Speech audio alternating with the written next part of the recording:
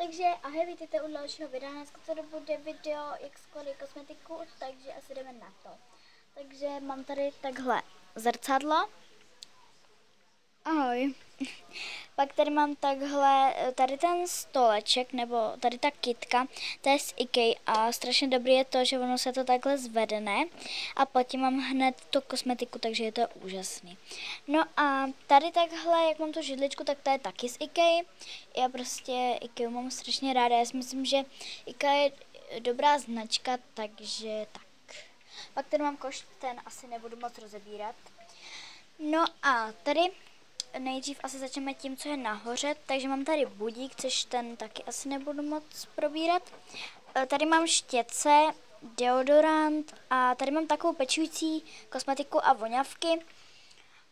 Tady mám Astrid, to je odličovač, tady mám už fakt zbyteček tady toho odličovace od Belea na oči. Pak tady mám čelenku, když ráno vstanu, tak si nasadím čelenku a můžu se líčit. Pak tady mám houbičku na make-up nebo na korektor a mám tady pak ještě tady takovýhle krém od značky DAV. Tak, pak tady mám ještě takovouhle voňavku, to je z Kiku. A tady mám pod tím takhle pár voňavek a pak tam mám nějaký kapesníky. A tak, teď když by se to mělo zvednout, tak teď nevím, jestli se mi to povede, protože no, tak to nevím, jestli se mi povede.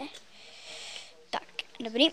Tady mám teda 3 košíčky, tak ty jsme koupili v Kice a tady to jsme koupili taky v Kice, nebo já nevím, jak se to teď říká, fakt jako nevím. A tady mám šťourátka do uší, šťoury. No a tady v té pixle mám takhle, to potřebuji otevřít, mám takhle vatičky na odličování. Tak, pak tady mám takhle v těch 3, takže já začnu asi od toho největšího. Takže mám tady takhle ten pudr od Catrice. Pak tady mám novou paletku od NYX. A ještě je zajímavý to, že prostě tady jsou dva stíny krémové a tady ty ostatní, ty jsou normální. Já to takhle budu vyndávat. Pak tady mám takovouhle paletku, která nemá žádnou značku. Pak tady mám tvářenku od značky Regina. Pak tady mám tuhle, to je z nějaký prostě kosmetiky. Tady to je taky z nějaký kosmetiky, prostě já mám takhle ty samostatný. A tady mám takhle stíny, 4. Takhle 4 paletky stínů.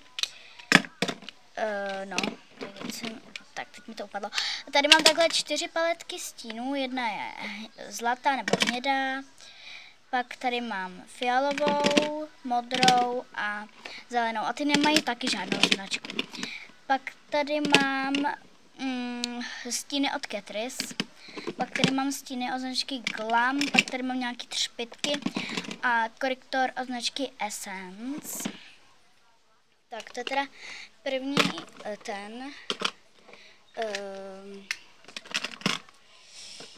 první košíček.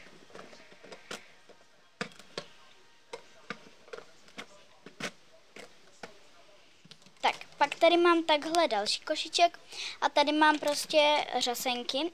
Takže jedna je od značky Astor, takhle modrá. Pak tady mám řasenku od Essence. Pak tady mám řasenku od Miss Sporty. A tady mám od Maybelline. Pak tady mám prostě nějaký ty laky, ty nebudu moc rozebírat. A pilníček nějaký tady. Tak, to je další. A přesuneme se na poslední. Pardon, potřebuji zavřít.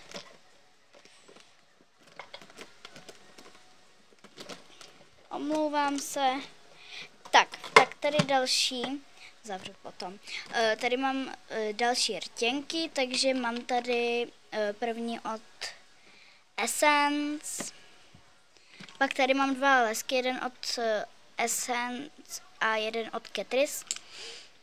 Pak tady mám takovejhle glam.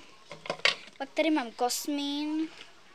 Pak tady mám další rtěnku od Essence.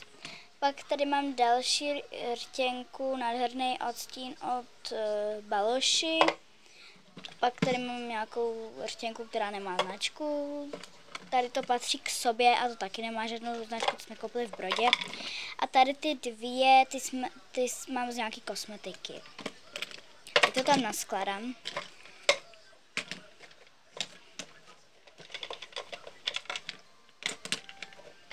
Tak ještě dva.